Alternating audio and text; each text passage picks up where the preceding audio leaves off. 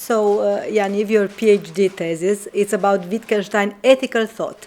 Right. At a second reading of your book, translated into Romanian, Slaughterman Daughter, I believe that it is not just a coincidence, you know. When Fanny wants to restore order in the world, what she wants is basically justice. So right. it's a moral stuff. Right. To do justice to her sister, abandoned by her husband, to do justice to herself, a girl who raised without a mother, to the children who were kidnapped and sent to war, and so on.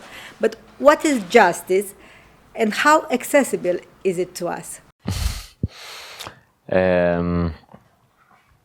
What is justice is a very complicated question, and I think that we live in a time when it seems as if justice doesn't really exist, because there are basically narratives. Okay, there is my justice, there is your justice, as much as there is my truth, your truth. Everyone has his own. You can see it everywhere, you know. And when you go into the narratives, you see really that there are some truth in every narrative. But I still think that there are cases, instances that the injustice is clear. It's evident. It's not part of a narrative.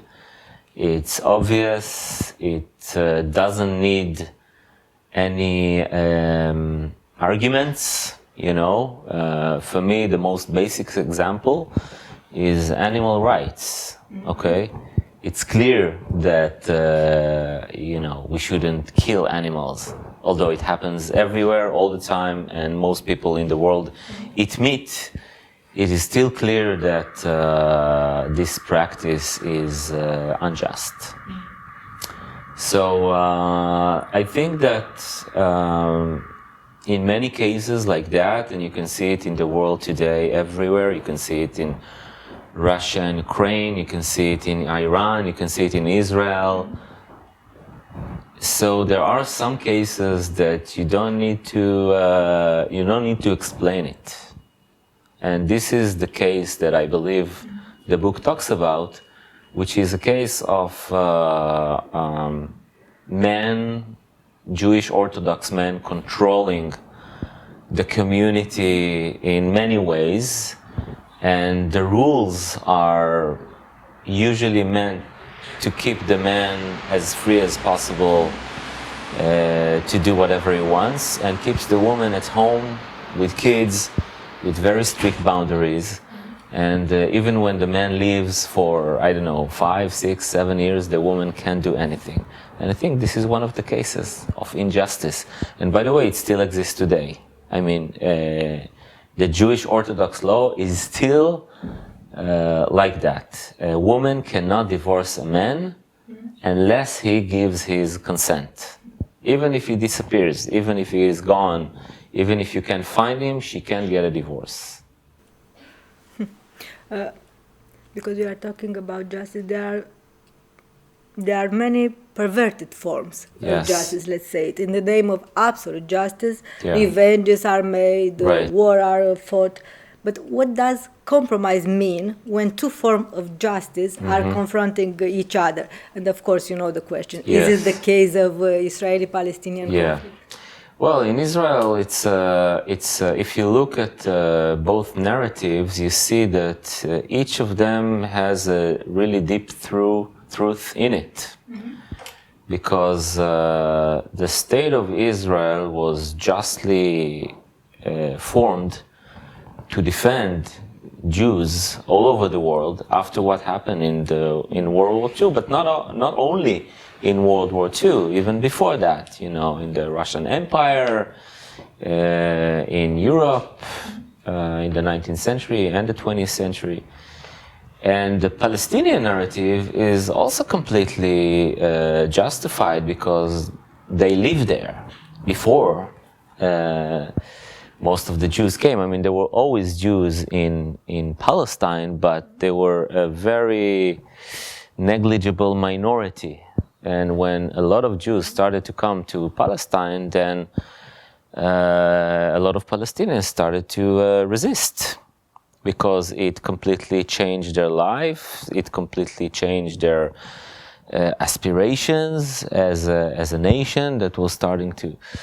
So, but the question of justice, the problem in Israel is not the truth that exists in both narrative. The problem is that each side is not willing to acknowledge the other side narrative. And I think that this is the main problem. Israel is not willing to admit and accept the fact that in 1948, and even before that, there was a huge catastrophe for Palestinians who were either expelled or ran away or whatever. And the Palestinians are not willing to accept the fact that the Jews do need a state of their own. They will not go back to live wherever they lived before. And this problem requires a lot of courage from both sides and leadership, which currently does not exist. It's a question of leadership. I think so. It's a question of leadership. It's a question of courage. It's a question of allowing the other side to have, its own memory, not to force upon them. You can't say to a Palestinian, well, it was 1948, forget about it. And the Palestinian cannot tell the Jews, well, it was the Holocaust, it was 80 years ago, forget about it. It's not possible, even though those events happened really a long time ago. I think that now people are more attached to them than even 50 or 60 years ago. Because when you don't recognize my story, I'm getting attached to it. And if you tell me something about your childhood and I will deny it, then you will become more attached to your story, because all you want to do when you come to me is, you want to talk about it. You want me to acknowledge it. And if I don't acknowledge it, it will only become an obsession for you. And this is what happens today. It's very strange. There are two types of social memory. Even you have one single social memory. Yeah. Because Israel is, it's Yes. very, but what you told me, I don't know, I really cannot remember, or I've read it in which book, about two children, who are playing in the park. Yeah. Then they start arguing, to the worry of their parents, of course. But after a minute or so, the children play again, as nothing have happened. Right. There's a subtle moral here, that that's the beauty of being a child, because children choose to be happy, not to be right. Right. But it is still possible to choose this as an adult, Today in Israel, I have to be pessimistic about it. I don't think that both sides are able to forget or are able to, put the past behind them. It's not going to come through that. It's not going to come through, okay, let's forget about the past and let's try to build a better future. The justice would come first from acknowledging each other's past and then finding a way to somehow live together, because children, when children are fighting, sometimes the parents intervene too fast, and they don't let them to solve the issue. And it's also like that in Israel, because who's the parent? The parent was it was the British mandate at the beginning. In the beginning, then it was the UN, and then it was Russia from one side and the US from the other side. And now it's just too complicated. I don't think that the only way to stop the violence is either by a miracle or a very different leadership from what we have today. And unfortunately, I don't see it happening not from the Israeli side and not from the Palestinian side, because Israel is only getting more far right, and the Palestinians are also getting more and more extreme and religious, and so. You are very pessimistic in your book. You are not pessimistic because in your book you really believe that one single man can restore the world. Yeah. But it's optimistic and it's pessimistic. It's optimistic in the sense that, I do believe that one person or two or three or four or individuals can really make a change.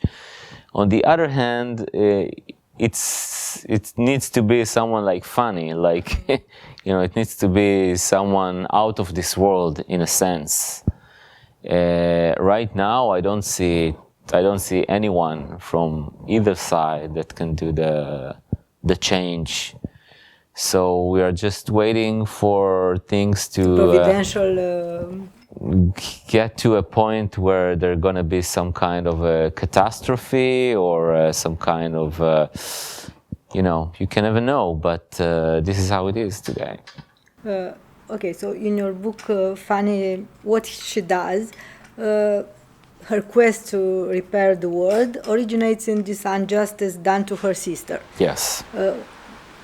But this ultra-Orthodox current seems to be more powerful now in Israel than back then. How can you explain it? I don't know, is it a religious one or rather a social one?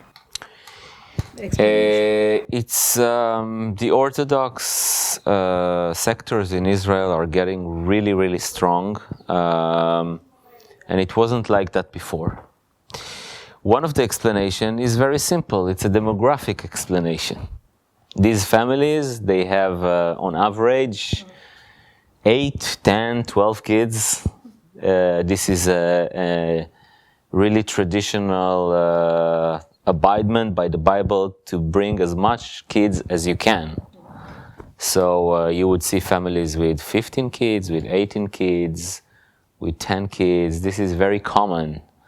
So after a certain number of years, they become very, very strong. But there is also something, I think, spiritual, and not spiritual is not the right word, maybe social, in the way that Israeli society is trying to push them out of their limits. They want them to serve in the army. They want them, most of them, not most, but a lot of them don't work. They just study. Yeshiva. And they feel that they are being attacked. So again, when you feel that you are being attacked, you build walls, and you become more and more radical. And so this is basically what happens today with them. They are very much, in a way, not an integral part of Israeli society, in the sense that they do not mix their day-to-day life with other Israelis, in a way. But on the other hand, they play the political game, so they have a lot of influence. They are part of the government. They take really important minister positions. So even if you put the Palestinians aside, you have a lot of problem within. It's a very strong cleavage. Israeli society, yes. It's very. Today, Israel is basically a collection of tribes that can hardly communicate and speak with each other because they are so different. And it's easier to politically manipulate tribes. Sorry? It's easy to manipulate tribes. Yes, of course. For a politician. Of course. So it's okay. So now after I've got this feeling that we talked like in Socrates' dialogue. What is justice? I will move on the next topic, but it also Wittgenstein because it's about language. Okay. There are some Yiddish words in your book in various places. Yes. what was lost with the marginalization of Yiddish, first of all, because it was perceived like a language of victims after Shoah? Yes. And what can be recovered with relearning it? That's a very good question, because Jewish people talked Yiddish mostly, for the most part, in Europe. And this language is now perceived as the language of victim, but it obviously wasn't like that. It was a day-to-day language, and it was very funny, and it was very rich, and it took a lot from German, from English, from all sorts of languages. And basically this language helped the Jewish people to communicate within themselves without being understood by, so it's like, you know, when your parents talk in a language that you can't understand, so it was like that basically. And interesting enough is that when Jewish people went to other places in the world, the Yiddish culture and language was more preserved and than in Israel. In Romania too. Yeah. Yes. And well, first of all, it was forbidden to speak Yiddish in Israel in the 50s. You can get a fine in the street, can get a ticket from a policeman if you would speak Yiddish, because we wanted to build a new country. You can see how traumatized the Jews were when they came from Europe, because they said, okay, we were victims, we spoke Yiddish, now we're doing something completely different, we're going to be strong, we're going to talk Hebrew, this is the biblical land, we're going to return to the biblical language, etc., etc. And unfortunately, a lot of the culture and the language and all the things that were in Europe, the good things, were also lost. So, you know, you can see it, by the way, if we're talking about literature, you can see that the Hebrew literature in Israel was very, very serious and not funny, and without any humor. It, you know, every character represents something bigger. Apology, yeah. The politics and the social organization, no jokes, no humor. You know, it took many years, I think, until the 80s, a bit with David Grossman, and then Edgar Keret, and then Orly Kastelblum, if you know her. I don't know if she's translated to No. Romanian, but so some writers came with this, with the attempt to put some humor in the writing, and it didn't work in the beginning. People were, what is that? You know, we need Amos Oz and Agnon, even though Agnon was funny, but so we lost that, but we didn't lose it only in literature, we lost it in our culture. Yeah, and you know, now that you say it, Jewish humor here in Romania, for example, is very known. It's very known. When we are talking about the Jewish people, we are talking They're also funny. about... Look in the US, people like, you know, Seinfeld, Larry David, all these comedians. Look at the American Jewish writers like Philip Roth, Saul Bellow, I don't know, you know, they were very funny in a sense. It's very strange because Israel lost the humor by Yiddish, because the Yiddish was the language of a tragedy, but kept the tragedy. Yes, yes. They kept the tragedy as a memory, as a trauma. I think that we are all a bit post-traumatic still. And yeah, you know, Bashevis Singer talks a lot about it, because he came from Poland to the US, but he was basically an Yiddish writer. And he still wrote in Yiddish, and even though he knew English, when he moved to the US, he still wrote in Yiddish, and he said that Yiddish is a language of softness. It's not a language of victory. And in Israel, we needed a language of victory. So yeah. Yeah, but because you said, what did it mean for the Jewish people that after this greatest tragedy, the Shoah, they could not benefit from psychotherapy services like today, for example? How did this trauma pass, on the next generation without naming it? Yes. Well, this is a very special post-traumatic. I can tell you about myself. Growing up in Israel, I would have, my grandfather, grandmother, all the uncles. Everyone knew that they were somewhere in the Holocaust. Either it was Auschwitz or another camp. Some of them had numbers. Then the next stage was that we cannot really talk about it with them because they are traumatized by it. So you can't talk about it. But you know that they were there. And sometimes they share some memory, but you're just a child, you don't really understand. And obviously, it moves to your parents, which have my parents have some, memories of growing up to a family that, it's about how you treat food, how you treat money, how you... there's a very nice song poem by Yehuda Amichai, and it says that the immigration of your parents is like a vase, and the vase is on the table, but the fluid inside keeps trembling, even though the vase stays on the table. So basically, even though I was born in Israel, I feel that I'm, in a sense, an immigrant. In exile. Yes. I still feel like I'm an immigrant. And why is that? Well, because my parents spoke Romanian when I was a child.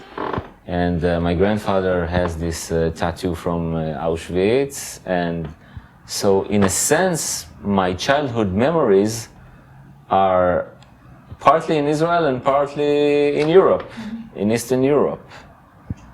So this is flexible roots. Yes. So this is why the fluid is all the time. It keeps shaking, even though the vase is already on the table. I mean, I wasn't born in Europe. This gives you a sense of insecurity. Yes, sense of insecurity, and this is how the trauma is still on. Okay, this is why we moved the discourse from the Shoah now to the Arabs, and we feel that. If we will not be strong, they will do to us the same that, it's the same terminology, but now it's transferred to a different enemy. It is not at all about Shoah in your book, but you feel it at every page. Because it's before... You know what happened to everyone 50 years after the book ends. I know you were in Belarus for documentation purpose, for your book. Belarus is not exactly Russia, but still it's a dictatorship. Yes. Have you thought about that trip when Russia attacked Ukraine? Of course.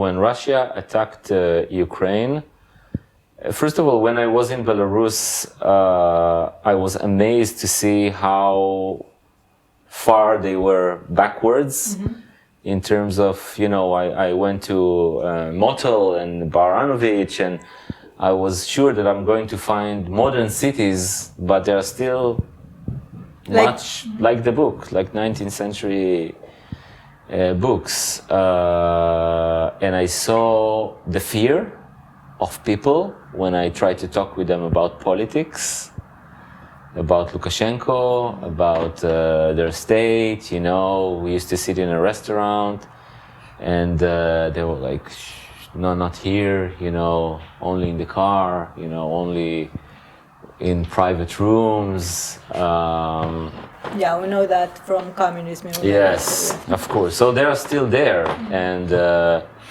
I was pretty amazed because before the Ukraine war, I thought that, okay, Russia is now a more advanced and modern country, but then Belarus was exactly like I thought Russia was in the 60s or in the 70s, or so now I when I see what's happening in the Ukraine, I get that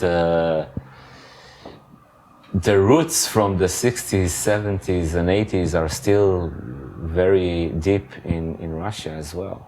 You know, when you describe the Russian soldiers here in your book, and your book, we are during the Imperial Russia with Okhrana, the secret police. They look a lot like the Russian soldiers today. Yeah, following orders. Yeah. Following orders. Yeah. And there is always this question: how can a regular guy, a regular man, become a war criminal? Yeah, I think that I have an answer because I was a soldier too, and I think that it's not easy to refuse an order in real time. It's very not easy because you are with your friends and you have a bond and this is what you are trained for, and people convince you that this is the enemy, and you need to have an external perspective in order to see it not like that. And when you're a soldier, you rarely have this external perspective. Even I refused to serve in the occupied territory, but it was only a few years after I was released from the army, because I didn't have this external perspective. So it's like a tikkun process. Your character, Piotr Novak, for example. Piotr Novak needed to go with this Jewish festival feast to get an external perspective, because growing up in Russian Empire, 19th century, you would definitely, if you will not be an active anti-Semitic, you will be some form of anti-Semitic, because this is how you are raised. Who are these strange people with the beards and the hats and the others? Strange religion, and they don't mix with us, and they don't marry with us, and we don't marry with them, and so you would be very suspicious towards Jews, and you need to have another perspective in order to step out of it. Speaking of language and about anti-Semitic, we see what a powerful tool it can be today, like in today's Russia, where Putin initially called this war an operation with the purpose of denazification Ukraine. Wow. But this it's catching on very well in Russia, apparently. Yes. We talked about language and the power of language, so it's very important who defines the first meaning of... Exactly. Who would be the first to call the other a Nazi? In Israel you can see today, a lot of people in Israel, they think that the Arabs are like the Nazis, and a lot of Palestinians think that the Israelis are like the Nazis. Is this reductio ad Hitlerum? Yes, so... the Godwin rule that every argument at the end goes back to Hitler and the Nazis and the Holocaust. And this is why I'm saying that the narratives should end sometimes when it is obvious, that I'm not a historian, and I don't really know a lot about Russian history and the Ukraine history, but I do know that when one side decides one day to invade into another country, another legal country, then it's clear what you should think and where you should be, and who is the oppressor and who is the victim, and so. You told me how you tried to fix the word with your gesture when you were a soldier. It was in 2002. Yeah, 2002. But would you still do it today?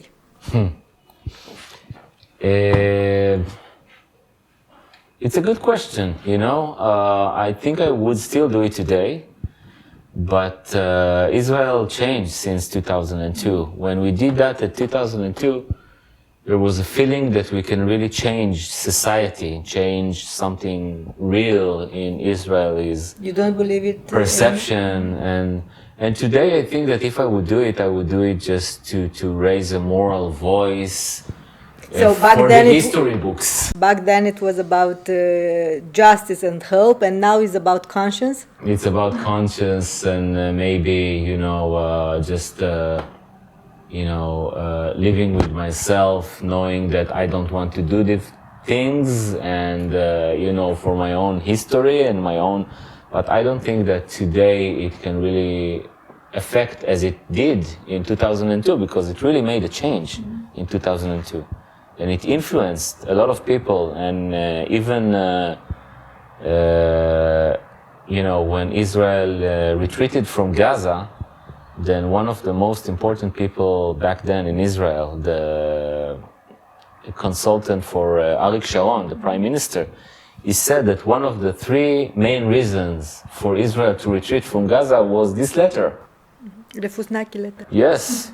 Because they felt that people from the mainstream society are starting to resist what's happening in the occupied territories. So it really had an influence. I don't think it's possible now. It was many movements, like breaking the silence too. Yes, breaking the silence. There was the pilot's letter, there was the commando's letter, there was a lot of people were standing up and raising the Who was prime minister in 2002? It was Ariel Sharon, I think. Yeah, Ariel Sharon. Another type of leadership? Ariel Sharon is very interesting because when he came to office, we thought he's going to be terrible because he had a history of the Lebanon war and Sabra v'Shatila, and he was very far right-wing. But once he became prime minister, he moved very much to the center left. And the fact that he retreated from Gaza is one of the most courageous things that the prime minister did in Israel. You know, I followed you these days on Facebook, and I saw that you wrote a lot about the Israeli election. Tell me, what Netanyahu's return to power means for Israel? And also for the region, for this... Netanyahu himself, I think, is not a story here, because Netanyahu has been prime minister for the past 12 years. So this is not the difference. The difference is his partners. Yeah. This is the difference. And he partnered now with the most radical right-wing party in Israel. With a leader who was involved in the Rabin... who their leader, well, they have two leaders. Mm-hmm. One of them was convicted in 8 charges. The one who wants to be finance minister now? No, this is the other one. Okay. The other one was caught with 800 liters of gasoline in his basement, because he wanted to commit a terror attack in order to prevent the retreat from Gaza or whatever. And he wasn't indicted because they couldn't build a case, because they didn't want to expose the source who gave him in. But these are extremely radical, racist people who are now going to take very important positions in Israel. One of them is supposed to be the Minister of Police. One of them may be the Minister of Finance. For me, this is like the worst government that can be for Israel. And I do not... I'm a citizen and I will keep the law, but for me, I cannot recognize this government.